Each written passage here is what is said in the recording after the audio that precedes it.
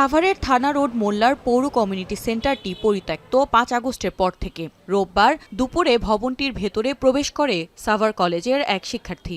এ সময় ভেতরে ২টি পোড়া মরদেহ পড়ে থাকতে দেখে জরুরি সেবা 999-এ ফোন করেন তিনি।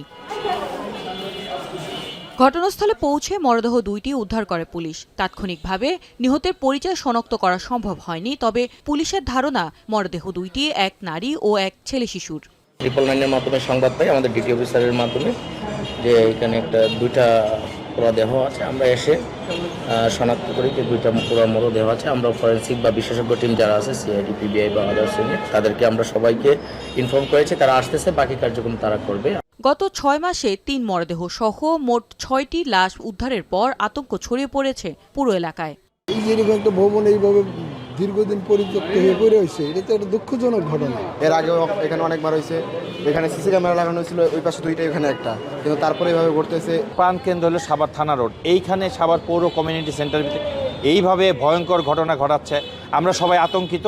এদিকে নারায়ণগঞ্জের সিদ্ধিরগঞ্জে একটি খালে ভাসমান ড্রামের ভেতর থেকে মোহাম্মদ আলী নামে এক যুবকের মরদেহ উদ্ধার করেছে পুলিশ। উদ্ধার করা যুবকের পা বাঁধা ছিল, তবে তার শরীরে আঘাতের কোনো চিহ্ন পাওয়া যায়নি বলে জানায় পুলিশ। তিনি ভোলা জেলার চরফ্যাশন মুন্সিহাট এলাকার বাসিন্দা।